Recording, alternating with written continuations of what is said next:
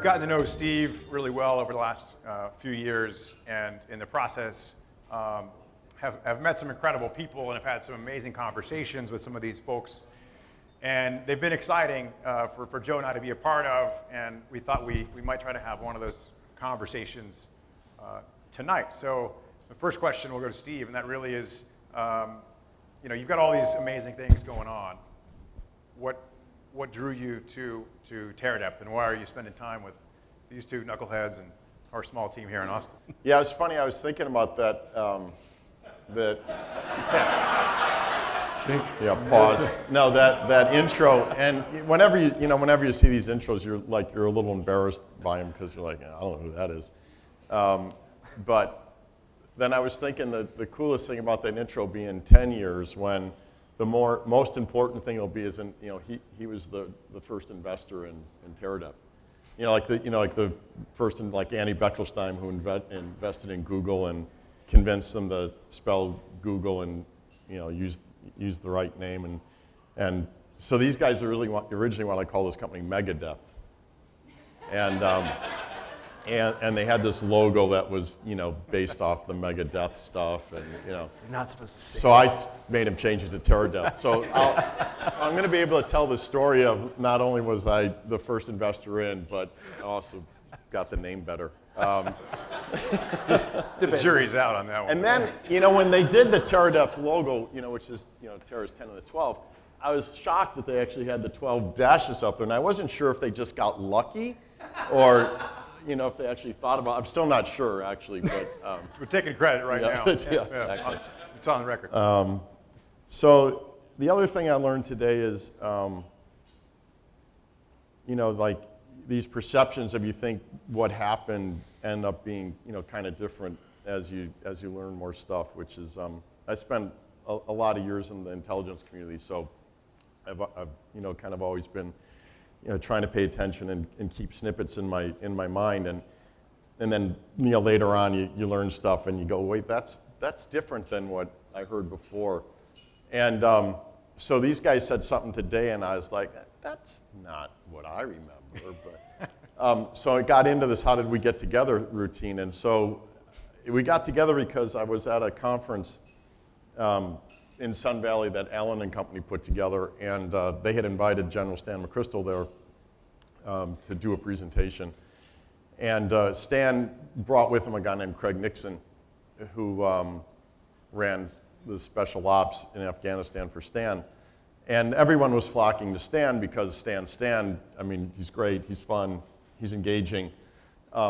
But they left this guy, Craig Nixon, off on the side. And I kind of looked at the scene and I was like, that guy looks really interesting. And so I went over and developed this relationship with Craig, and then immediately wanted to hire him to come and help us at Seagate. And so they came and they helped, and then Joe was put on the team. And did great work for us. And at Seagate, we kept trying to figure out a way to hire Joe.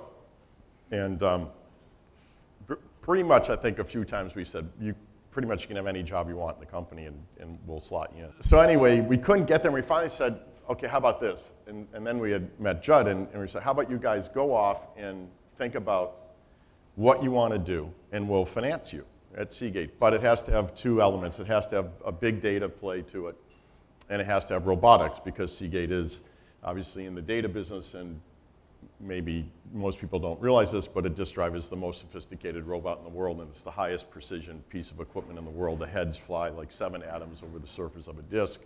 There's 6 million lines of code that make the thing figure out what's going on. And so then they went off for 6 months to decide, to come up with different projects of what they wanted to do. And there were some cool ideas in it. Yeah. But this one, was the one that, they really liked and resonated, and that we wanted to get behind. But then what I learned today was they actually had this whole thing in their minds for like a decade before that. And when they, when you heard about the sub hitting the C-mount thing, which now made me think tonight, so what were you guys doing that 6 months when you were supposed to be like thinking about exactly what you were supposed to be tonight? But anyhow, we'll get to that later. So for us, look, I think you caught most of it tonight, in terms of, there's not a lot of people trying, truly amazing things right now, I think. I mean, there are and there aren't. I mean, I think in healthcare there are, things along in personalized healthcare. Clearly, there's some amazing technology being developed. But when it comes to, big things that influence billions of people, there's just not a lot of money flowing there, I think, in very intelligent ways. And so, plus for me, I've always had an attraction to the ocean. When I was a kid, I wanted to be an oceanographer because I thought an oceanographer was a marine biologist. And then once I figured out that an oceanographer wasn't a marine biologist, then I wanted to be a marine biologist. And then when my dad found out the best marine biology school was in Florida, he convinced me I wasn't going to Florida. So figured I'd just get in trouble. And, but I've always had a big interest in the ocean, and that's how I got involved with the World Wildlife Fund, because I funded a program to protect the ocean reefs around New Zealand.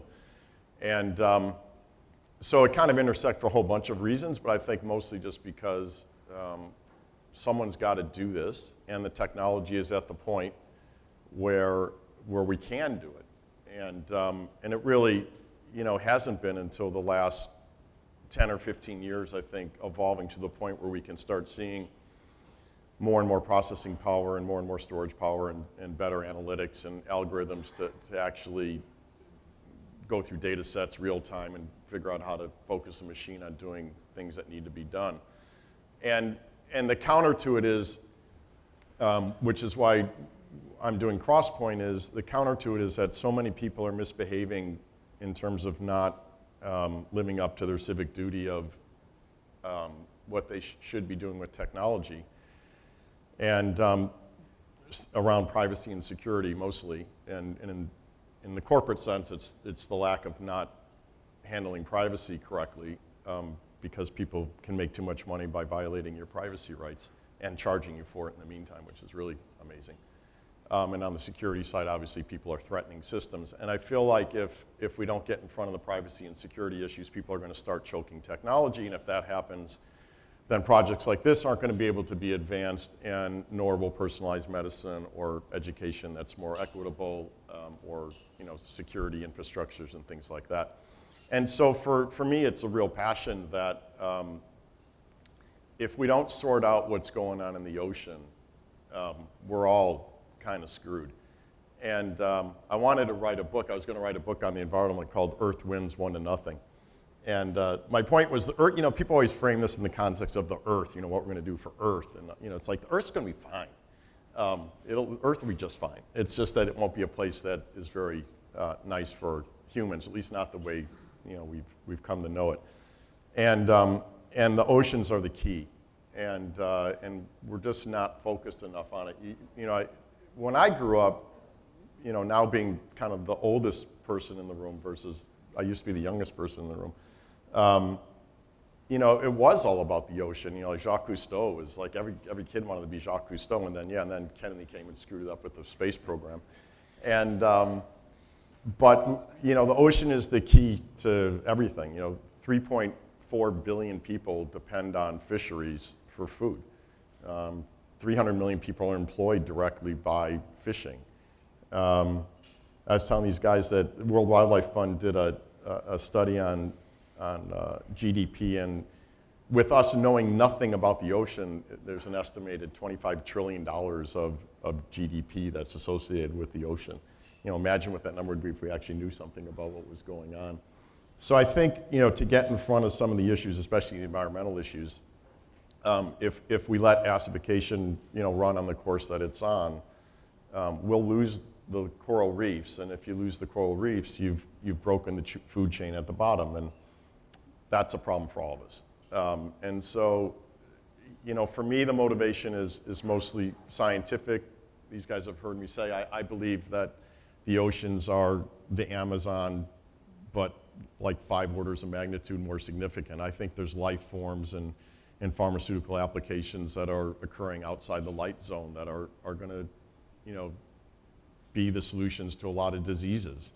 But even if it's things like inspecting cables, or if we start mining, making sure we're doing it in a responsible way. There's just so much that needs to happen based on acquiring the data to make the right decisions, and that's why it's important. So that's why we're here, and then to back, two people you love and respect, and I want to start all this by saying thank you to everyone here in this room.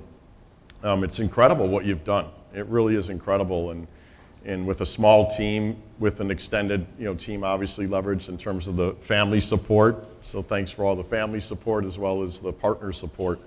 I think with what's been accomplished the last 2 years, people are now waking up, what's possible, and it's just exciting to be part of it. So one of the first comments Steve made when we were sort of pitching the idea and still trying to get Steve and Seagate, behind it, we gave him about 3 minutes, and he didn't cut us off, but he said, I understand. And then you may not remember this, but you sort of drifted off into thought and said, I think the cure for cancer will be found in the ocean. And at that point, we hadn't even thought about the ocean-derived pharmaceutical effort, or pharmaceutical line of effort for Terradepth.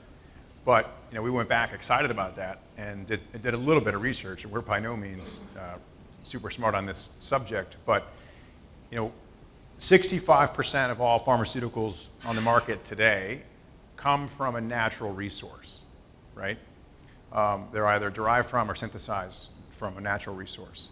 But when you consider the data point that we shared earlier, that 98.5% of Earth's biosphere is underwater, and we haven't even begun to really explore the ocean, there's a future where 95% of all pharmaceuticals are derived from natural resources that are discovered in the ocean. And that's staggering. And it's a pretty exciting, opportunity, I think, for Teradepth. And so we kind of left that meeting, and we started to find more folks who had more background than we did. And we wanted to understand why Google failed and make sure that we weren't extremely crazy. If Google failed at this, how can a startup in Austin crack the code? So we hired a guy, Dan Lafferty, who's an ocean conservationist that Google had put on their ocean board. And Google started this ocean effort after being called out by an oceanographer, famous one named Sylvia Earle. Google announced, hey, we've mapped Earth. Here's Google Earth. And they showed it. And she said, zoom into the ocean. Keep zooming in. And there was no data. And she said, you guys are full of shit. You've mapped a tiny percentage of the Earth. And we all think about the ocean as... She said you should call it Google Dirt. Yeah, that's right. Pretty harsh, but... And Larry Page, to his credit, one of the Google founders who was there presenting it, he goes, yeah, you know what, guys, she's right. Let's put some money behind this effort and let's map the ocean. So they put together this board of ocean experts, and Dan was one of them, and then they put some money into it, and a year later it was shut down. And no one knew why. Google tried to erase this from their past. There's nothing online about it, but we found Dan, and we said, hey, can you help us out? Here's what we're trying to do. He said, all right, let's meet. Let's come to this ocean conference, and let's see what you guys are up to. So Joe and I went up to this ocean conference, sat down with Dan over beers after, and he said something that just really stuck with us. And he said, I've been looking at companies to solve this problem for my entire life because all I want to do is save the oceans. He said, I've never seen anyone with an idea that could work until now. And he said, this is the only thing that I've seen that could make it happen. And he said, I think that you guys can save the world. And Joe and I walked out of that meeting, we're like, okay, Steve thinks we're going to find the cure for cancer. Dan Lafferty from Google thinks we're going to save the world. We better go fucking do this. Better stop drinking beer and get to work. That's right.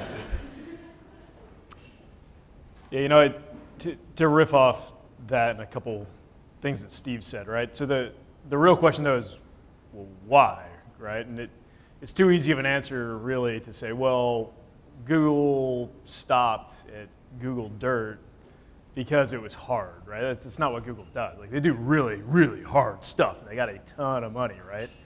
So what you hear, especially from institutional investment, and I'm not dogging on venture at all, but it's like, well, there must not be a market there. Somebody would have done it by now if there was a market. And you're like, well, we don't know what we don't know. So how do we know that there's not a market? We know that there's $150 trillion worth of gold Yep. at the bottom of the ocean, right? That's a lot of money. And we know that if 5% of the ocean is as valuable as terrestrial satellite data, that market value is $3.75 trillion, and that's 5% of the ocean, right?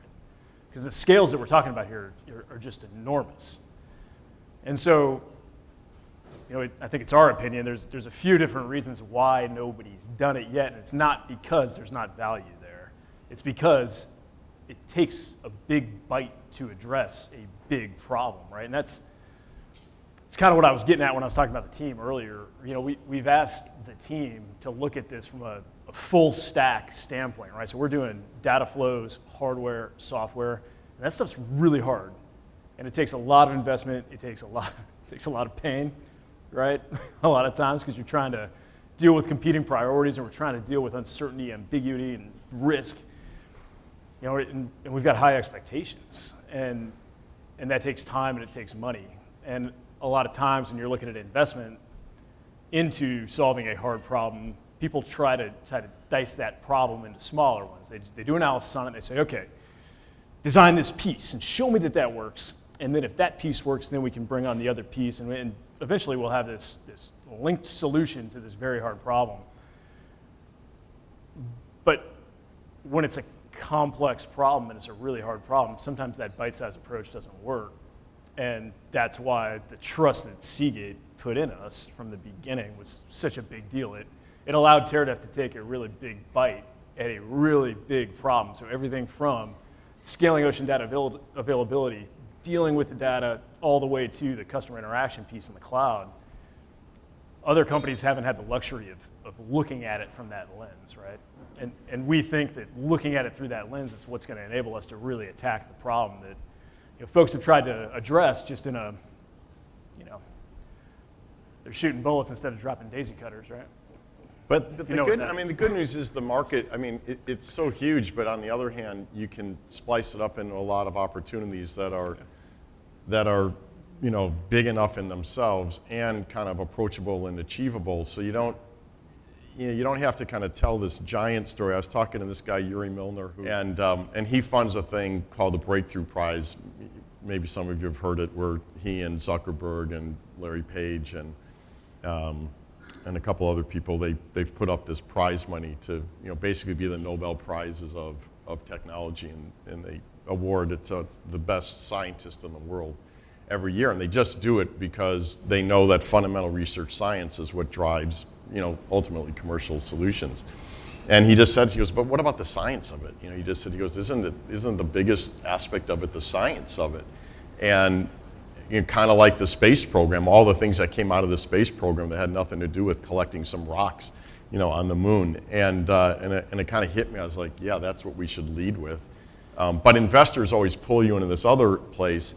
And the good news is about what we're doing is you have answers for that. Like, there are easier markets and market potentials to address, like pipeline inspection, that are super important, that have to get done, and we're going to save lots of lives and we're going to save lots of environments by doing it.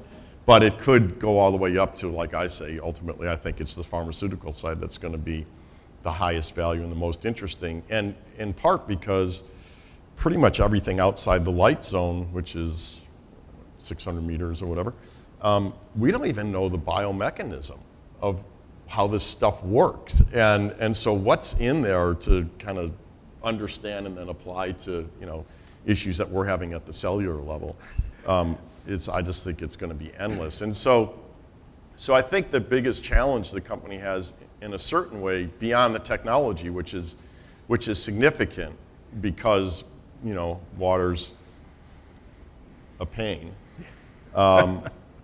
is how do we stage our investments, to take advantage of the markets that can fund us to get to the next stages, and because there's so much opportunity to kind of make sure that we know which ones we're going after first. So we were talking about today, and the pandemic, I think, has shown an interesting light, on a lot of where the world needs to go in terms of how we use big data. which is ultimately risk management, predictive capabilities and then risk management. And when you think about the ability to use the data that we can collect on what's going on subsurface to mitigate risks, I mean, it's huge. And the value of mitigating risk is significant. So if you're thinking about someone laying a cable, right now, I mean, the risk is basically probably not being managed at all, is my guess. I mean, maybe Lloyd's writes some insurance policy, but even if they're doing it, they're doing it on no data. And so what happens if you actually could provide these people with data that allows them to evaluate the risk and therefore know how to charge the premium, which then, would at least, I think, be a better economic outcome. So I think there's all these things that are in front of the company, and the question is how do you stage them and prioritize them to stay focused enough, but also fund the broader mission. And I think that's what's kind of great about it, because it's as complex as it gets. I mean, people who think weather, is the ultimate unstructured data problem, really isn't. It's the ocean, because the ocean is the weather. That's right. And so I think this is where I think we're going to start actually getting people to pay attention and start supporting what's being done. And again, a lot of it's just because the amount of success over the last couple of years, I think a lot of people were doubtful could even happen in 10 years. And so well done to the team to get us here. One patent, probably our most important patent, it protects the concept of operations, which is the thing that I think turns the most heads of industry folks, so people who've been in this industry for a long time, the people at MIT who gave us 2 thumbs up years ago when we briefed the concept, which Joe came up with, and it was an analogy taken from a very basic tactic we were taught in land warfare in the military, which is leapfrogging. So you and a buddy are there in this firefight. One of you stays and shoots, the other guy bounds back. And so you bound this way while one of you covers down and the other one runs. It's just called leapfrogging. That's how military people run away and still look tough. That's right. Yeah.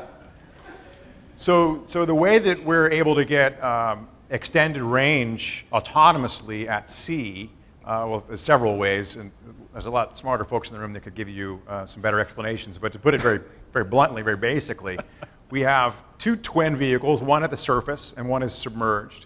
And the submerged vehicle is collecting data on battery power.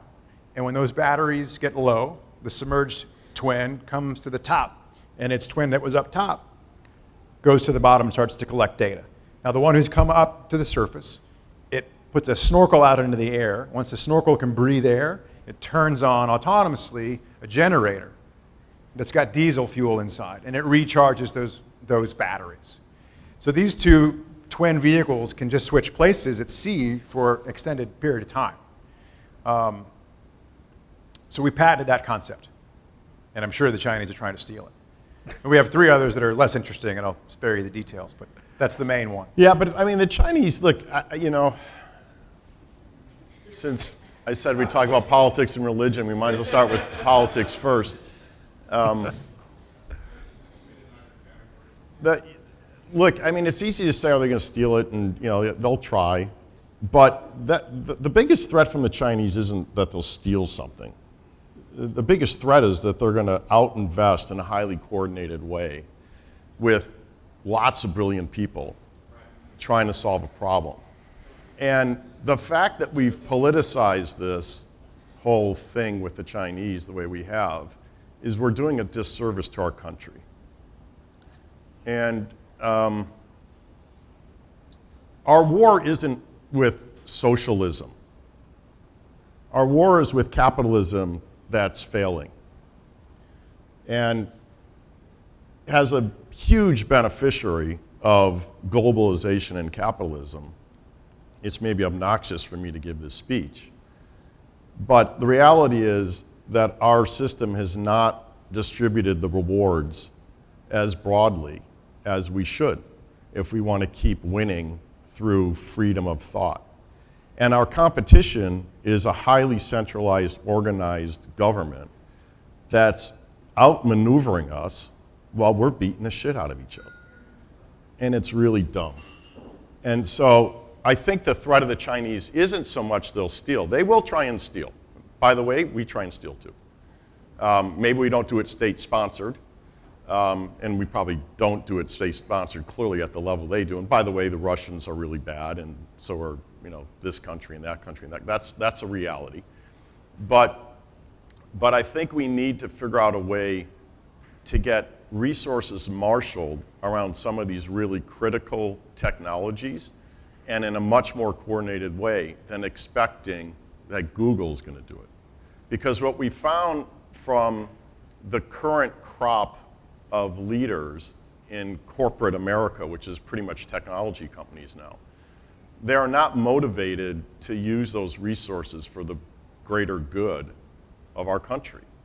They're motivated to make another $1 billion this week. And that's a problem. And this is why we're under threat. This is why people say, let's bust up that company, because that company didn't behave very well. Now, I don't think that's a great answer. I'd rather say, isn't there some mechanism we can put in place to actually get those people to do the right things?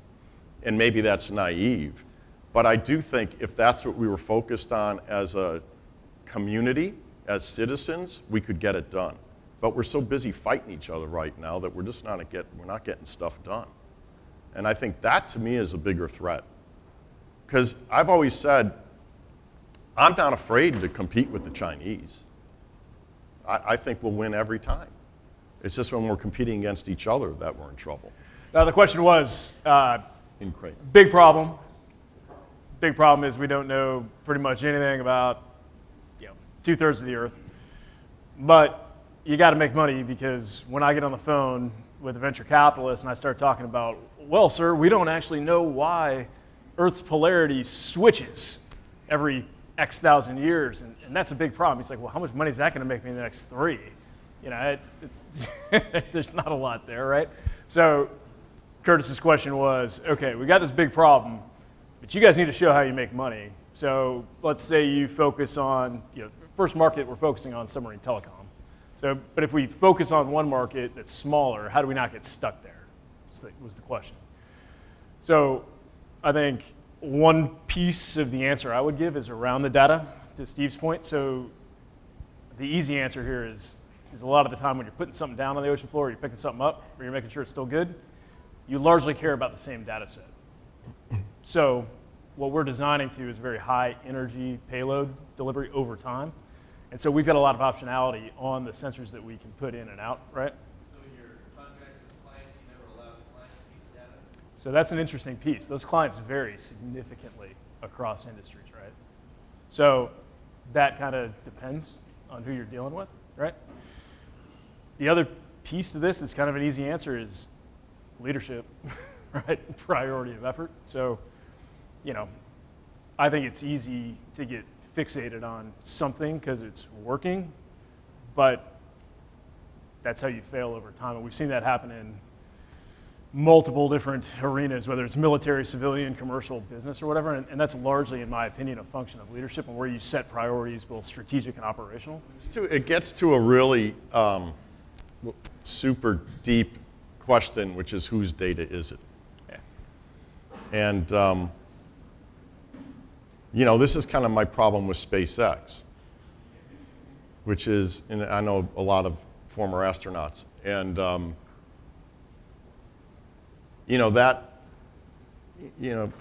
NASA was funded by all of us for 70 years, and hundreds of billions of dollars, and then SpaceX shows up and makes a contribution to, the former president, and all of a sudden gets exclusive rights to what's all of our technology. And then that makes Elon Musk a great person. I'm like, you give me $500 million and access to everything that NASA's built, I could put a rocket in space too. And I get all of the benefit? Like, that's wrong, but that happened. And whose data is it? That gets to the core of a lot of what's going on in the world right now. Whose data is it? Google? Is it really your data? I tell the story, like if someone came up to our door and my dad answered it and they said, okay, here's the deal, Mr. Lusso. What I'd like is all the letters you wrote to your wife, all your tax returns, all your kids' report cards, every record you have in your house. And for that, I'm going to make it easier for you to buy a hose, next week at the, hardware store. What do you think of that? He punched the guy in the head and said, get off my front porch. But that's what we've done, right? We've kind of said, here, take everything and then make money off of it, and it's your data. It's like, no, it's our data. And this is going to be, I think, one of the tougher questions that the company is going to face, which is as we accumulate data that is critically important to some of the big decisions that could influence life. What happens to currents right now is impacting what's happening to fisheries, and what's happening to fisheries is impacting how many people are going to get fed. Do we charge people for that? And if so, how much? And so I think there are a certain amount of data that has to go to certain places where you're going to have to say it's free. If it's for people doing scientific research, it's free. But if it's for this company that's trying to protect a pipeline and they're making a lot of money, pumping oil, then they should probably pay us a little something if we're helping them mitigate a risk. But I think you're on to a really important question, which is which of those data sets belong to the world and which of those data sets belong to us. And part of the answer will be enough where we can actually keep paying, to develop all the technology clearly. But you have to take excess profits. And again, I'll get back to this point of I think this is where technology companies in the last decade or so have really made a huge mistake, that they're taking excess profits. But it's going to impact their long-term profitability. But if you said, how much would Google or Facebook have to invest to really make sure that what's on their platform is, quote, true? And we can put off to the side for an argument of shades of truth. Like there's some stuff that we know just isn't true that gets published and promoted and supported by these platforms. But the political answer is, I'm a free speech person, so I'm not supposed to do anything to broker or editorialize information, even if I know it's not true. Even though people are making real life decisions that are, in some cases, life and death, based on the stuff that you know isn't true, you abdicate your responsibility under the auspices of I believe in freedom of speech. But that's BS. What it really is I don't want to take the amount of money it would take to make sure that this stuff isn't on my site, because that would impact my profits. And the counter to that's going to be, but someone's going to shut you down. Eventually, people are going to rise up and say it's not right. And so this whole use of data thing, I was given a speech, I just got, Mackenzie just interviewed me on a Worst Technology Going thing, it's a podcast. And as I was giving the interview, I realized I was heading down a path that said basically none of these companies should own any of this data. And I said, well, that's an interesting position to be taking, so I better be careful where I'm going. Since we sell the devices that allow them to store the information that that they don't want to share with anyone. So I think it's going to be one of the tougher moral questions.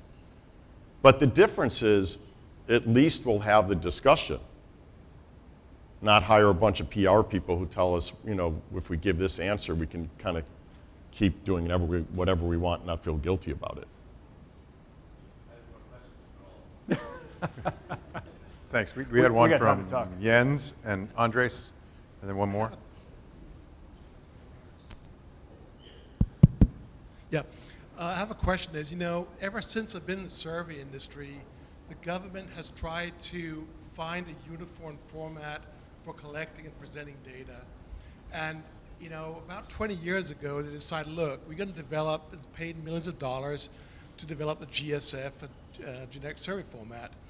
And this year, there was a whole group put together in the White House to decide on how to actually be able to share data between all the various agencies collecting data.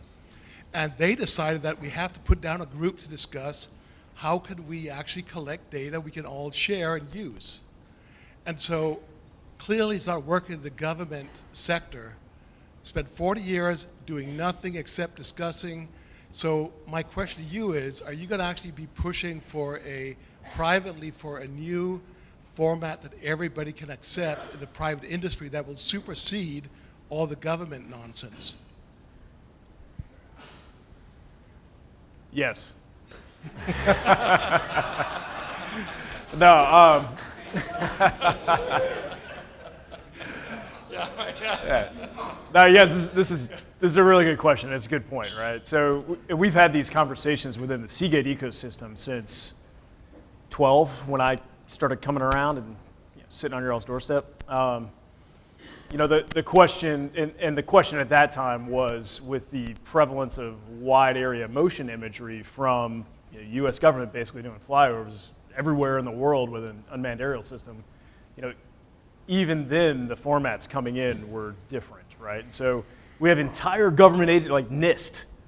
NIST is the standards entity, right? And you're like, for God's sake, how do we not figure this out? The Navy put out a bid on the UMAA, the Unmanned Maritime, Universal Maritime something architecture, right? It's so everybody can play nice with each other's data, and we still can't get it done, right? And so you kind of very quickly get to the point of, he or she who wields the biggest stick, in this case, has the biggest data set rules, and that's our intent, right? And so that's where we're at Terradepth, we're running a relatively complex strategy, which again, people kind of go, oh, that sounds hard, because you're doing data availability, which is a bunch of robots, and you're talking about user experience, and Qasim's sitting here just doing magic in his off time on that, and they're like, and fundamentally it comes down to, I don't think you two jackasses can manage that type of complexity in a lot of cases, which, okay, beg to differ, but okay.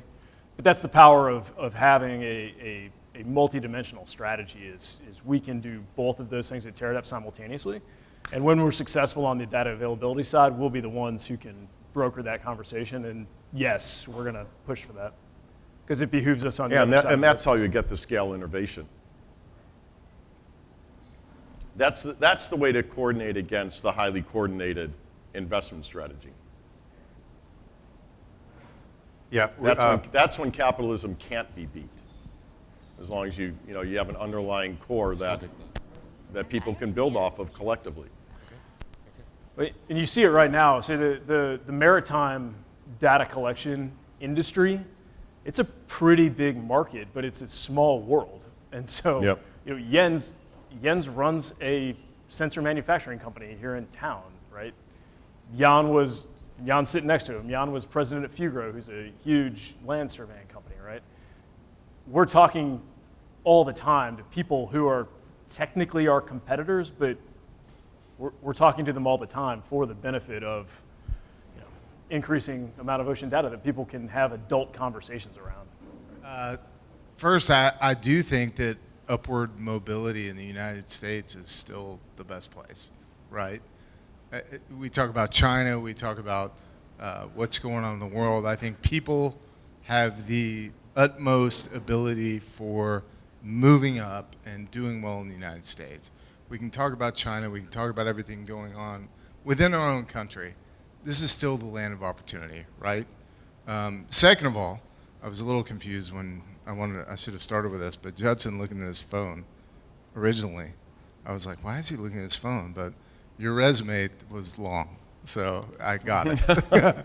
Super impressive. I mean, it's awesome what you guys are doing, where you're all coming from, and I mean, this is so amazing. But one of the things that I thought of when you spoke of Elon Musk was, and let me try to get it into a question of all these EV companies, right, that if I'm sure you know more than I know, but the carbon footprint is not great on an EV, right?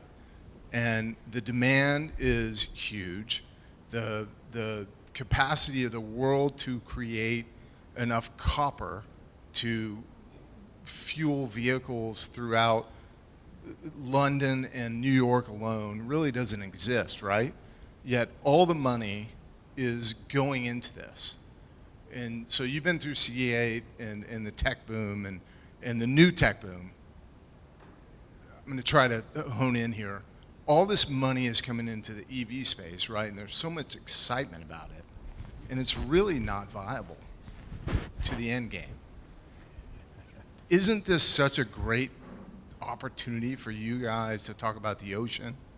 And with whatever's happening in the country politically, I feel like this is such a great opportunity for you guys to blow this thing up in the current environment. And maybe it's not in the public markets, but I'm thinking the public markets, right? When you have a company that hasn't made an EV that raises $8 billion, what prohibits you guys from going out and raising $2 billion with this idea? It's super. Sorry, that was a long No, question. but look, first of all, your first comments, I completely agree with you, right? Like, this is the best place in the world, and it is the place with the most upward mobility. And oh, by the way, that isn't just an attribute of individuals. It's also an attribute of companies, right? Like, that's why little companies like this can be successful, because the big companies just get caught flat-footed. I was talking to a friend of mine who started Benchmark Capital, and I was telling him what we were doing. He just said, another example of why startups beat big, defense contractors in this case, right? And so you're right. So the question is, how do you fuel it? I was thinking of this very thing today. When you think of like all the money that's gone into some of these crazy SPACs, like this would be a way better opportunity than. I mean, Lordstown Motors, $3 billion company. Yeah. I'm just thinking, if you guys float this company out there, it's it's not crazy. And you're right. Like, when you do all the math of how much energy needs to be created to basically make all this electric stuff work, the math doesn't work at all. So you're dead. You're like quantum computing. Everyone talks about the future of quantum computing, and it's like, well, unless you have like 4 suns that are going to apparently, fuel all of these quantum computers, we better rethink who's going to get the power. Or when you think about IoT, hundreds of billions of little sensors doing it, but what's the power envelope with that little sensor? Because there isn't enough energy. To your point, there isn't enough energy to make all this stuff work. Now, how are people dealing with that constraint? Energy management systems, how do you shift loads? Because, as you probably know, the amount of energy we waste because of load management is, a lot. But you're right. It kind of doesn't make sense. We all, in the disk drive world, we always joke about people claiming that SSDs are more energy efficient and eco-friendly than a disk drive. It's completely insane. When you think about the amount of energy that it takes to make a piece of silicon, and you compare that to a disk drive, okay, maybe the operating cost is lower, but not the overall energy envelope isn't lower. And so you're right, but unfortunately, this is where people don't want to get lost in the details, right? That's too complicated. And I think you're right. I think it is that big. I was thinking today, why think about a $15 million capital raise when, why is this any less attractive than, Nikola, right? Or whatever. I mean, it is, you're right. I don't disagree. We need to think about it. Go ahead, Joe. Yeah, so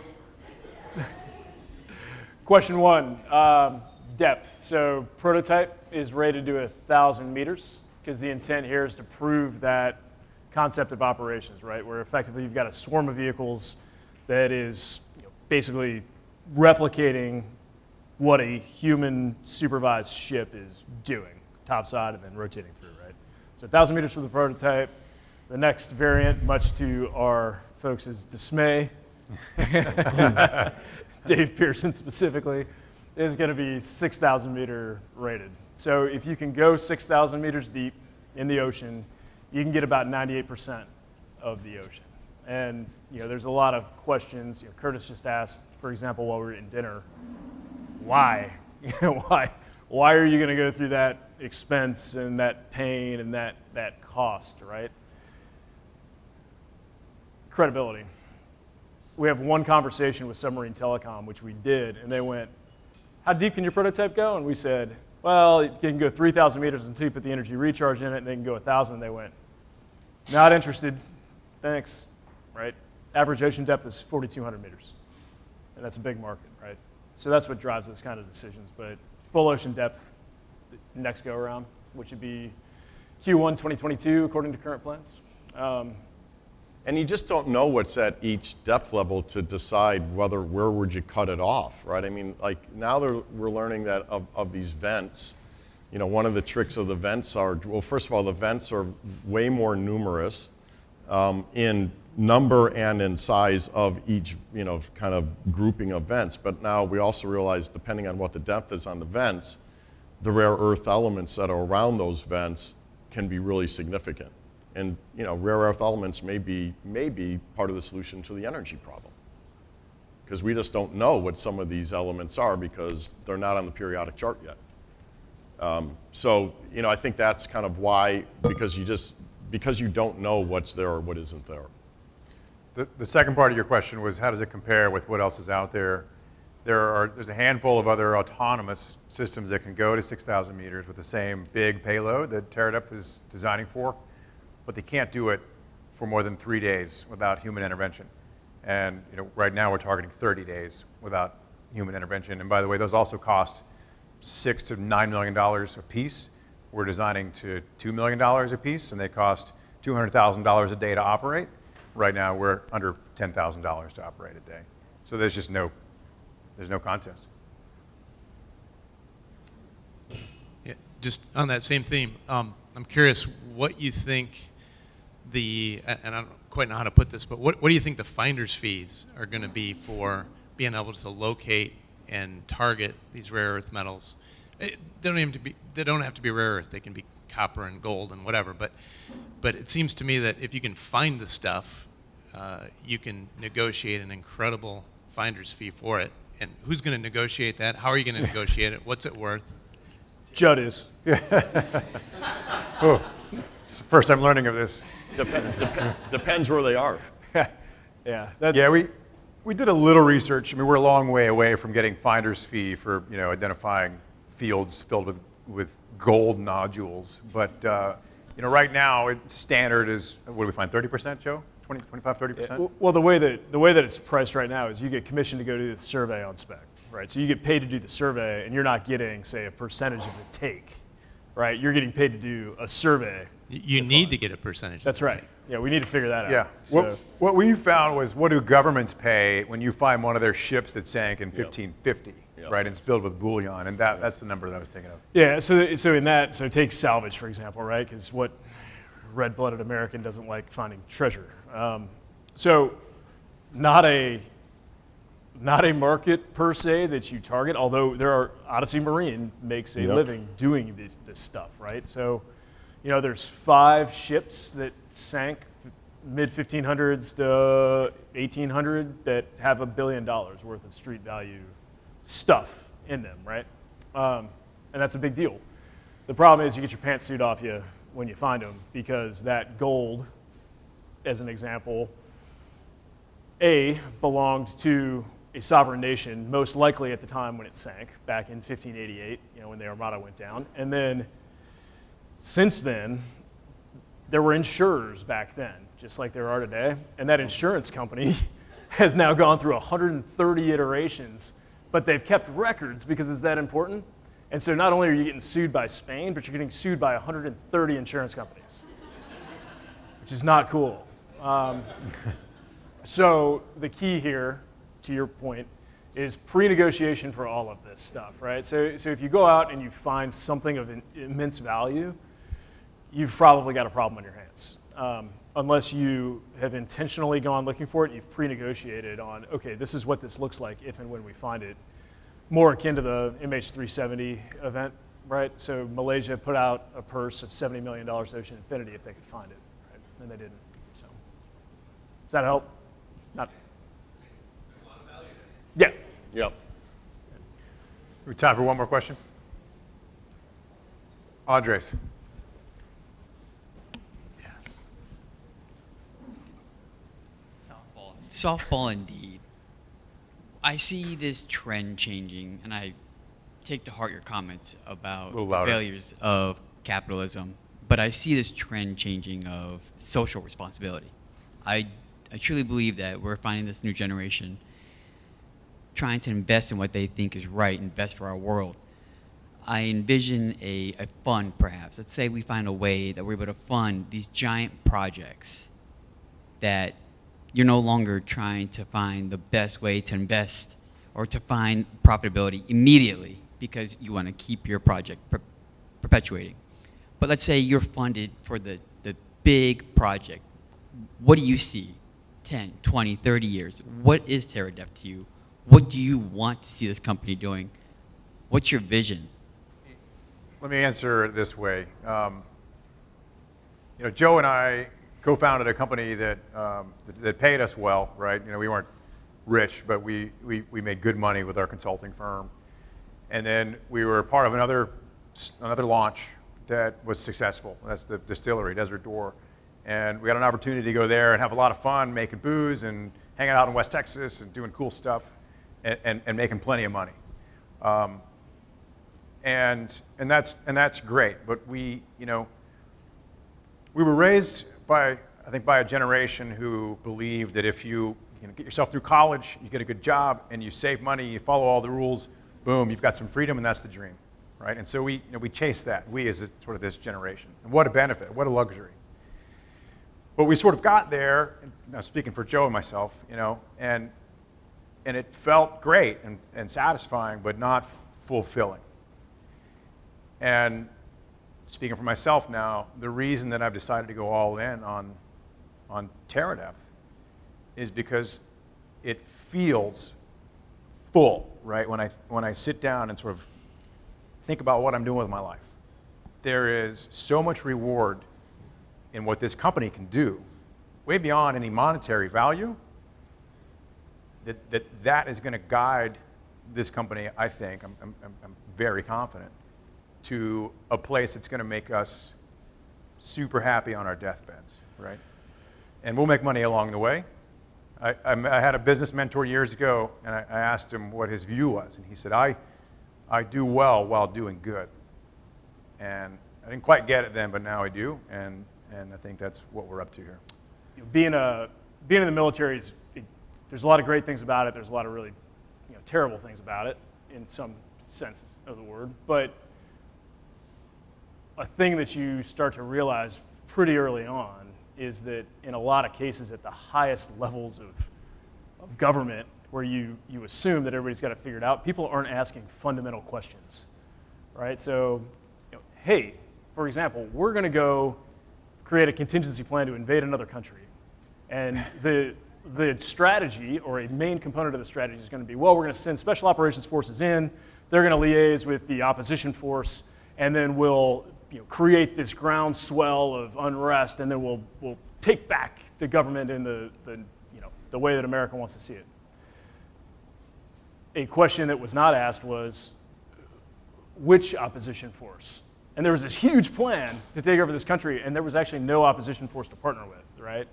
And so it's the same thing that I think we see. The space exploration budget outstrips the ocean budget by 160x. And we're planning on terraforming other planets because we've made this assumption that we're done here.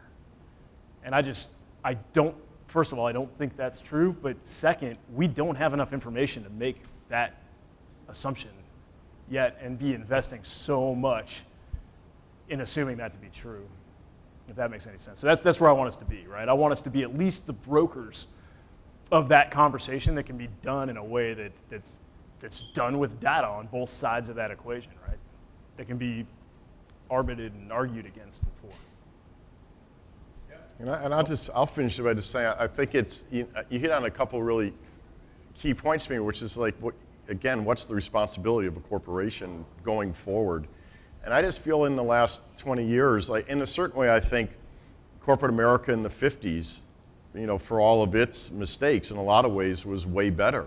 I think, the way my dad conducted himself was better than kind of how my generation has conducted itself. And I think the next generation has been even more selfish. And it reflects itself in ways like, dual class stock. Why does an individual get to control a company that supposedly is owned by the public and then use that authority to block innovation by buying companies and shutting them down because they can't innovate on their own, and that's what's happened. And I just don't think that's the type of company we want to build. Like, I want to build a company that's actually responsible, takes all the benefits of creativity, capitalism, upward mobility, but then actually does something that's more sustainable over a longer period of time that everyone gets to win. I mean, I was asked to be put on covers of lots of magazines, and my answer was always, why? Why me? If you want to put the 10,000 people in Thailand that are actually, working every day, or the 3,000 people in Minnesota, or the 2,000 people in Colorado, but why the CEO? Like, I have the best job in the world, right? But I shouldn't be the one on the cover of a magazine. I'm not the one doing anything. It's all these other people that are actually doing it all. And I think that should be the philosophy, not let's make pseudo gods out of, people who, got lucky. And sure, I mean, some of these people are extraordinary. Bill Gates is a great friend of mine. He's one of the smartest, funniest people I've ever met. But like, Bill doesn't take for granted anything that happened at Microsoft. It's not about, me, Bill Gates. It's about the company. So I think, to me, what would be great to build is a place where the leadership doesn't think about how's it going to benefit me personally. It's how's this going to benefit the community we're serving. And in this particular case, the community we're serving is humanity. And that's pretty aspirational. As aspirational as the technology is, that's really aspirational in terms of how you're going to achieve that. And that'll be as important as however successful the company is financially or technically, I think. And kind of maybe where Google started with the do no evil, but that ended up just being a tagline. I mean, it did. But we can do better. We can do better.